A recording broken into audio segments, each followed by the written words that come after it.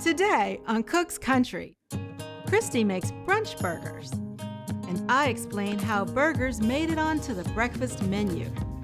Jack shares our recommended cooking sprays, and Lawman makes brown butter chocolate chunk muffins. That's all right here on Cook's Country.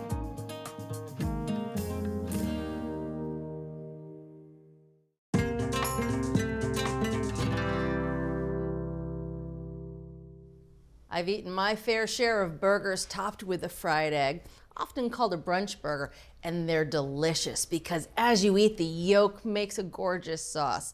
And today, Christie's gonna make a brunch burger, but she's not just stopping at the egg. You're going all in. All in. I love it. You know, breakfast foods are good for any meal. And brunch is always totally over the top. Yeah. So this brunch burger is just gonna tick all the boxes. We got eggs, we got bacon, we got cheese, we got some sausage, we got some maple syrup. It's all in there. It's just gonna take a little coordination to make it all work. A good brunch burger needs a good brunch burger sauce. So I have half a cup of mayo, 1.5 tablespoons of minced canned chipotle chilies in adobo. It's getting us heat and smoke. I also have a tablespoon of Worcestershire. So that'll give us that savory hit, a tablespoon of maple syrup, and I have half a teaspoon of pepper. Well, this is off to quite a flavorful start, I have to say. I told you, over the top, all over the place. Okay, so that's good. Now the burger.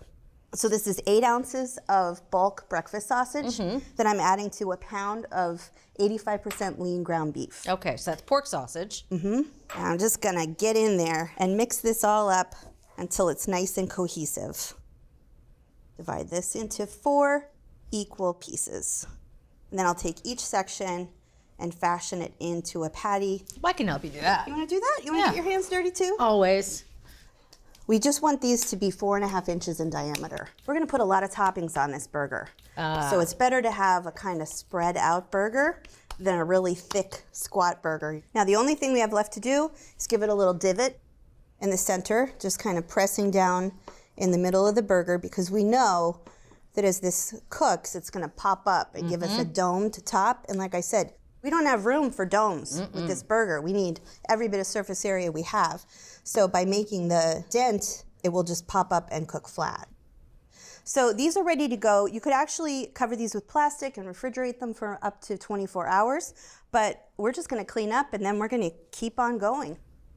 A good brunch burger has bacon. So we're gonna have some bacon in this. I have 4 pieces of thick cut bacon, and I cut them in half because it's gonna make them easier to maneuver in the pan, and it's also gonna make it easier to build the burgers.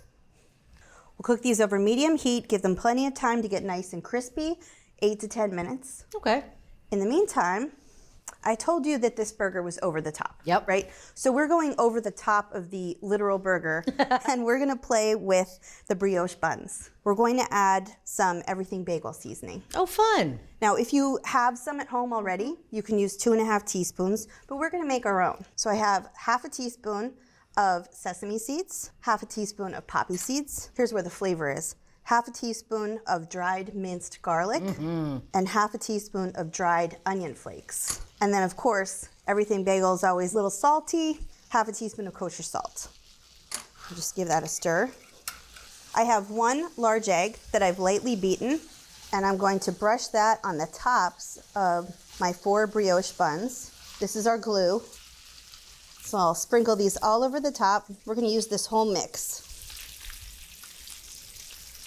Now this is going to go into the oven. I have the oven heated to 350 degrees with the rack in the middle position. It's only gonna take 5 minutes until the egg has dried and the seed topping has set. So Julia, the buns are out of the oven, and as you can see, the bacon is pretty much ready to go. Turn off my heat. I have a paper towel lined plate so we can drain the bacon on that. All right, now we have all of this super flavorful fat. It's a little too much for us right now. I'm going to add a teaspoon of that back in. Just find it's easier this way than to try to eyeball a teaspoon. Now I'm gonna heat my burner on medium high, and I wanna let the fat get hot enough to just start smoking. One last thing I wanna do is season the burgers. So I've got a 1/4 teaspoon of salt, and then a 1/4 teaspoon of pepper. So those are ready to go. I'm seeing some smoke here. Oh yeah. So we'll put our burgers in. Look at these nicely shaped burgers. We're doing these on the first side until the bottom gets well browned, 4 to 6 minutes. Okay. Okay, Julia, look at these. Our divots have just kind of leveled out. These look great. It's been about 4 minutes. They smell amazing. They really do. Look at that. Oh, that's the perfect amount of char for me. Goodness, Christy, those are gorgeous. Now I'm going to turn my heat down to medium-low at this point because we're going to add the cheese. I have 4 slices of cheddar cheese. This is about 1 ounce each. And we'll cook these for another 5 to 7 minutes. It's a little longer, but we've turned the heat down. We want the cheese to melt, and we actually want to cook these to well done. 160 degrees is what we're looking for, and that's going to take a little while. We'll cook on this second side for 5 to 7 minutes. Okay.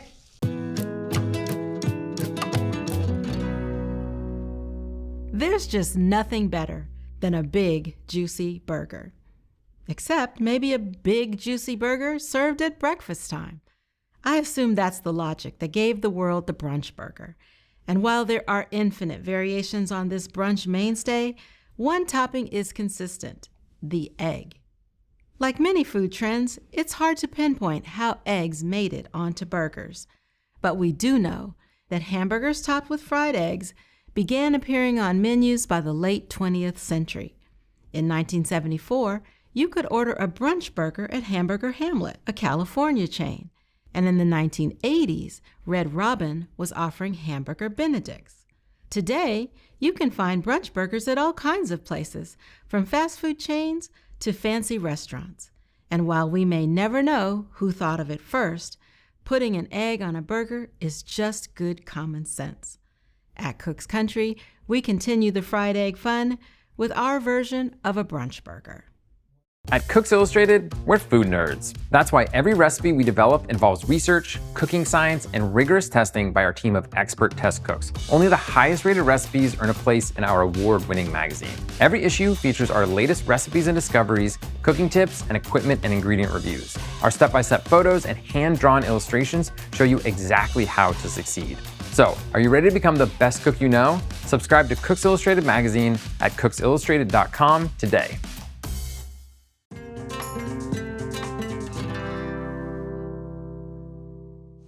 It's been about 6 minutes, so let's take a temp of this. I like to go in from the side. So we wanted 160. That makes sense because there's pork in that burger. They want it cooked fully through. Right, so 161. I'm happy with that. Yep. Now, there's obviously a lot of grease in this pan. You were not kidding. And we don't want that to go onto the actual bun. So I'm just going to let these burgers drain on a paper towel lined plate to get rid of any excess grease. Boy, I can smell the sausage. You really can, Yeah. can't you? Now, I want to get rid of all of this fat. And we do want to use this pan again, so I'm just going to take some paper towels and give it a wipe. So we got rid of the burger sausage fat. Now we go back to the bacon, and I'm going to take another tablespoon of the bacon fat, and that's for cooking the eggs, but we're not ready yet. Okay. So now we're going to start building. Okay. Don't these look pretty? They're gorgeous. They look so nice. So I'm just going to flip the buns over, and this is actually a pretty durable coating. It doesn't just flake off? No, you'll lose a couple little bits, but for the most part, it's going to stay on there. I'm going to take my sauce. See, it's thickened a bit as it sat. Yeah, it looks great. So we'll put a bit on both of the cut sides. Well, you can't have a dry bun. I hate it when the sauce only goes on one side. Right. I hope there are a lot of napkins at this brunch. I think that our burgers have drained sufficiently now. So I'm going to very carefully scoop these up and put them on the bottoms. And now the bacon. So 2 pieces. Oh. All right, last but not least, the eggs. Now we have our fat in the skillet. Could you give me some medium-high heat, please? So we want to fry 4 eggs all at the same time. So what I've done is I've already cracked 2 eggs into each of 2 bowls. So I am going to season the eggs just a little bit. I'm just going to use about a pinch of salt between the 2, just to make sure that they have some seasoning also. The key here is to hold both of the bowls at the same time, one on each side of the pan, and to very gently pour them in at the same time. Nicely done. Thank you. We're going to cover these and cook them covered for a minute. It's been a minute, so I'm going to turn off the heat. I'm going to move it off the heat because that burner's hot, and if you're using electric, it'll stay hot. Now, if you want a really runny egg, you're going to go 15 to 45 seconds with the cover on, off the heat. If you want your egg to be soft but set, you're going to go like 45 seconds to a minute.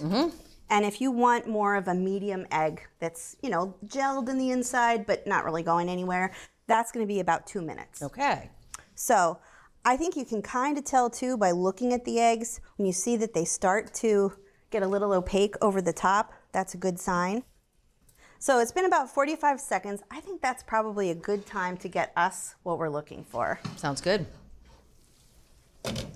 Ooh, these look good. All right, so I want to get them out of this hot pan.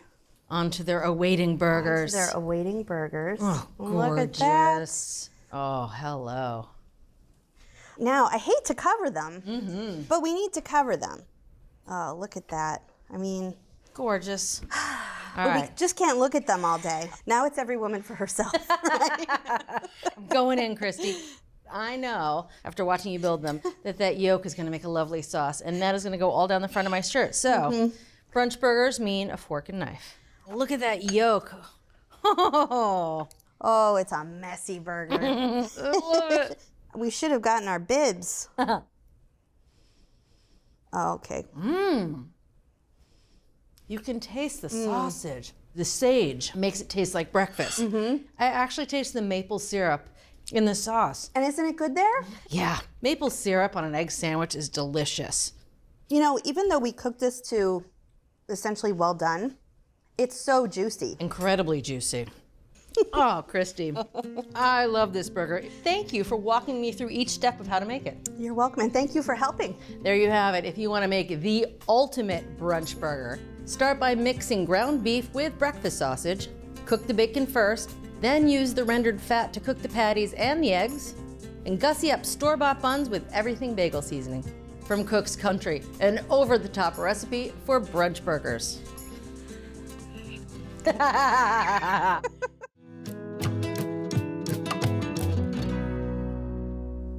Sometimes in life, the simplest things get overly complicated. Cooking spray is a good example. Now, if you're out shopping in the supermarket, you've probably seen there are lots of choices when it comes to oil. It's no longer just vegetable oil. You can have olive oil, you can have avocado oil, you can have grapeseed oil, you can even have coconut oil. Well, I've got news for you. You're using so little cooking spray, you can't taste the difference. You won't see the difference between any of these. It's absolutely meaningless. You can use whatever oil you want. What is important is the delivery mechanism. Now, these four are all traditional cooking sprays. By traditional, I mean they have a propellant inside them.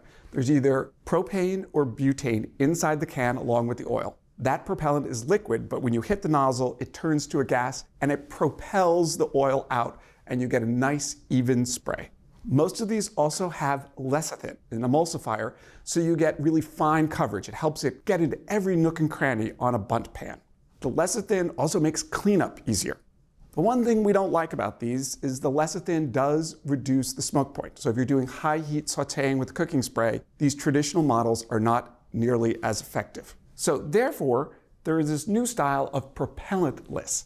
These all have actually a bag of oil inside the can, and there's either nitrogen or compressed air that's sort of surrounding that bag. And when you hit the nozzle, it squeezes the bag and basically splurts the oil out. Right, splurting, not propelling. Doesn't sound like a good thing. And in fact, with the exception of this one here from Chosen Foods, we don't recommend any of the propellantless cooking sprays because honestly, they're difficult to use. But let me show you what the difference is.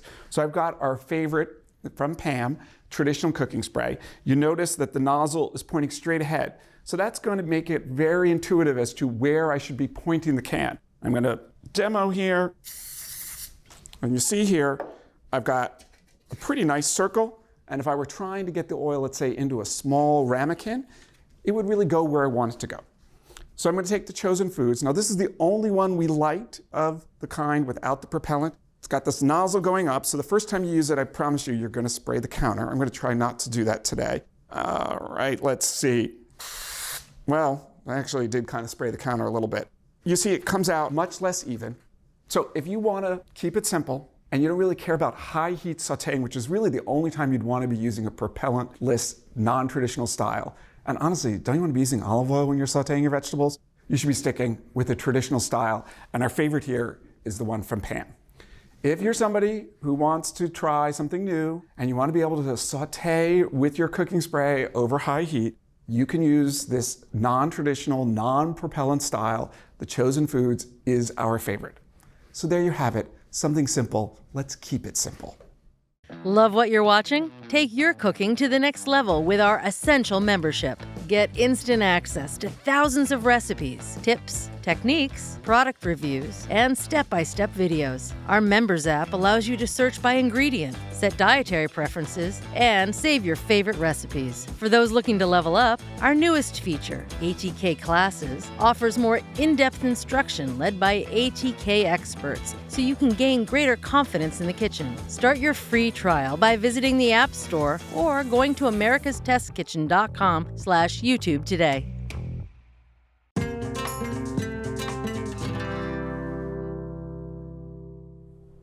In the lineup of bakery-style muffins, chocolate chip muffins kind of seem like an afterthought. Maybe you made some blueberry muffins, you left the blueberries out, put the chocolate chips in.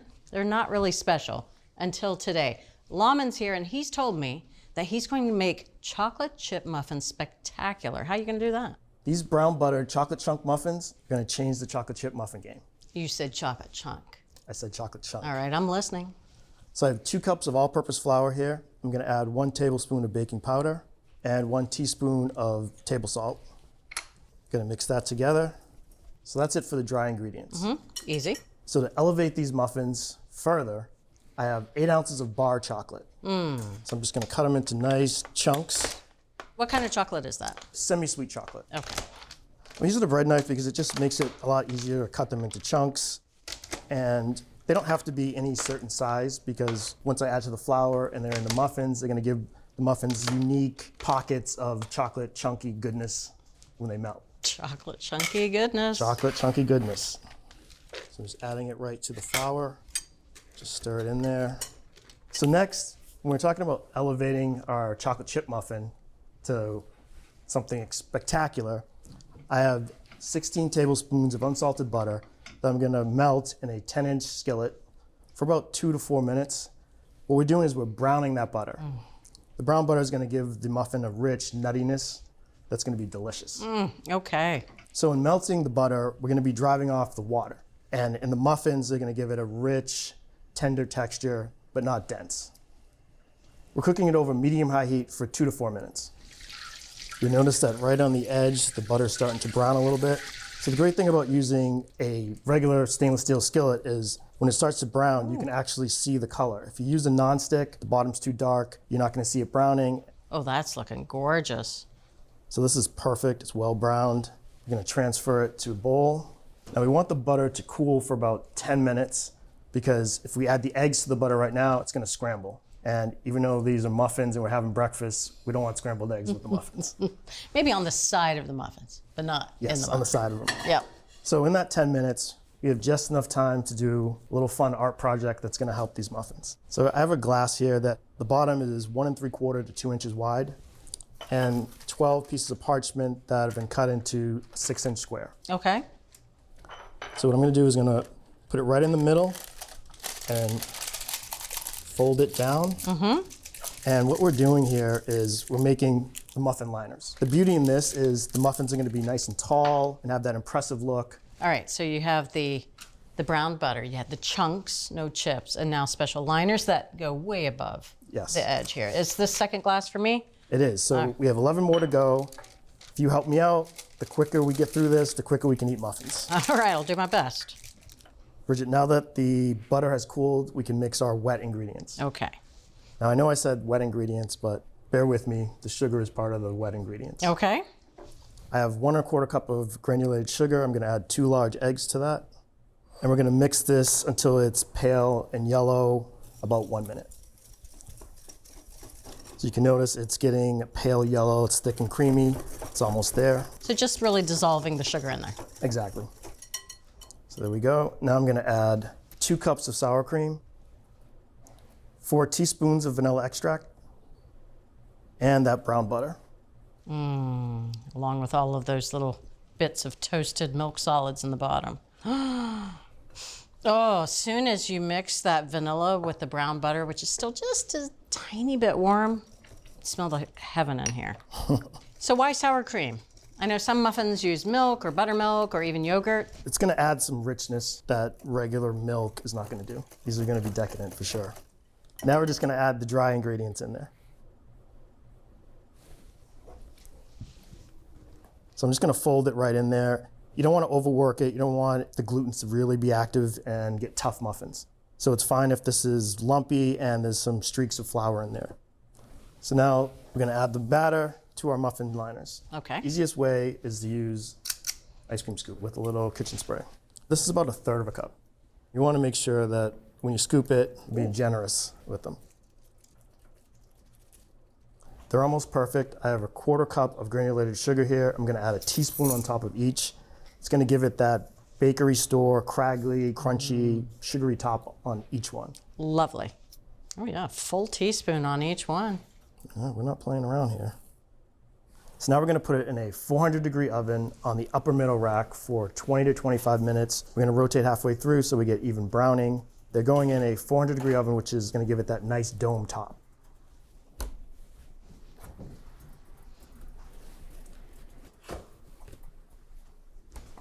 Oh, wow. Glorious. So it's been about 25 minutes. It's time to check to see if they're done. Yes, they're done, they're done, they're done. So I'm just gonna stick a toothpick in here and pull out. Bridget, that's perfect. We're just looking for a few crumbs. We want it to cool in the tin for about 5 minutes. Then we're gonna take the muffins out of the tin and let the muffins sit on the wire rack for 30 minutes. So now it's time to eat. Okay. Which one would you like? Which one do you think I'm going to choose? That one. Nailed it. Nailed it in one. I owe you a $5. Now, I noticed that you selected super small plates, so I can only eat them one at a time. Very gallant of you. Now that, my friends, is a muffin. That's what they should look like. This is like opening a birthday gift. It is. Now, before I break this apart, I just want to say how gorgeously statuesque, absolutely beautiful in every single way. Well done. And look at these gooey chunks. Oh, yes. Look at those gooey chunks. The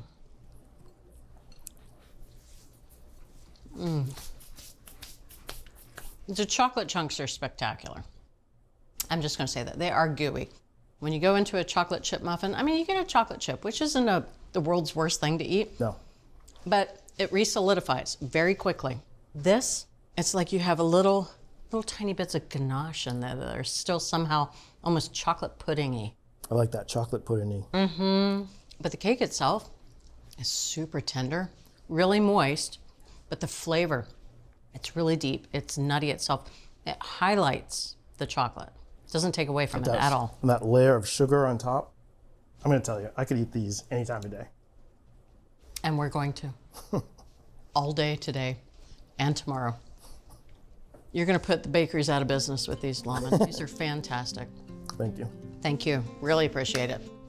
You definitely wanna give these muffins a try, and it starts by skipping the chips. Chop semi-sweet chocolate into big chunks, brown butter to add deep flavor, and sprinkle the portion batter with sugar just before baking. So from Cook's Country, the stellar browned butter chocolate chunk muffins. You can get this recipe and all the recipes from this season, along with product reviews and select episodes. Those are all on our website, cookscountry.com/TV.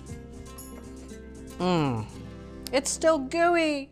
If you're ready to take your cooking to the next level, head over to americastestkitchen.com and get a free trial of our ATK Essential membership. While you're there, you can sign up for our free email newsletters and download our app. So, what are you waiting for?